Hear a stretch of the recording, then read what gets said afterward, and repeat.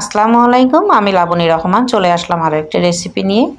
আলু দিয়ে খাসির মাংসের পাতলা ঝোলের রেসিপি। চলুন শুরু করা যাক। প্রথমে আমি ফ্রাই প্যানে তেল দিয়ে তাতে পেঁয়াজ কুচি দিয়ে দেব। পেঁয়াজ কুচি দিয়ে পেঁয়াজগুলো নরম হয়ে আসলে এর মধ্যে আমি একে একে মশলা অ্যাড করে দিব। আমি আজকে বেশি একটা গাঢ় ঝোল করব না, আলু দিয়ে পাতলা পাতলা ঝোল করব। এর ভিতরে দিয়ে দিলাম আদা, রসুন, পেঁয়াজ বাটা, দিয়ে দিলাম কাঁচামরিচ, দিয়ে ভালো করে মশলাটা কষিয়ে নিলাম। দিয়ে দিলাম হলুদের গুঁড়া, ধনের গুঁড়া, ঝালের গুঁড়া আর স্বাদ মতো লবণ দিব। দিয়ে আমি ভালো করে মশলাটা কষিয়ে নিব। আবার মশলা থেকে তেল ছেড়ে দিলে এর ভিতরে আমি ধুয়ে রাখা মাংসগুলো দিয়ে দিব। দিয়ে দিলাম 1 টেবিল চামচ গরম মশলা। আমি জানেনই তো সবসময় ব্লেন্ডার করা গরম মশলা খাই। তেজপাতা দিয়েছি আর দিয়েছি এখানে কিছু আস্ত রসুন ছুলে আমি একটা একটা করে দিয়েছি। ইন্ডিয়ান রসুন যেগুলো বড় বড় ওইগুলো দিয়েছি। আর মাংসগুলো দিয়ে আমি ভালো করে নেড়ে দিব। আমি এখানে বাটা রসুনও ব্যবহার করেছি, এমনি আপনার ছুলে কোয়া হিসাবে যে রসুনগুলো ওগুলোও ব্যবহার করেছি।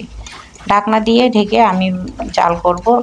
আমি যেহেতু এর ভিতরে আলু দেব এই জন্য মাংসটা অনেক ভালো করে আমি কষিয়ে নিব, যাতে আমার 35% মাংস আমার যাতে সিদ্ধ হয়ে যায় আমি সেভাবে কষাই নিব।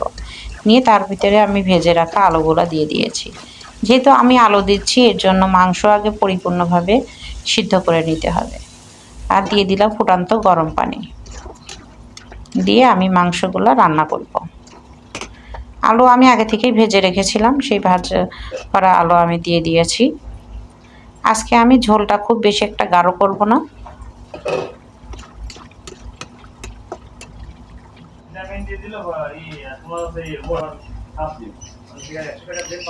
দিয়ে দিলাম আরও একটু গরম মশলার গুঁড়া।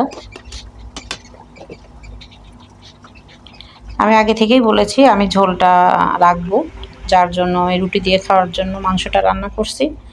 সাধারণত চালের আটার রুটি দিয়ে মাংসটা পাতলা ঝোলের মাংসটা ভালো লাগে খেতে। চালের আটার রুটি দিয়েও ভালো লাগে এবং গমের আটার রুটি দিয়েও ভালো লাগে খেতে। আমার ভিডিওটা যদি আপনাদের ভালো লেগে থাকে তাহলে like, comment, share and subscribe করে দিবেন। ভালো থাকুন, সুস্থ থাকুন। আল্লাহ হাফেজ। Thanks for watching.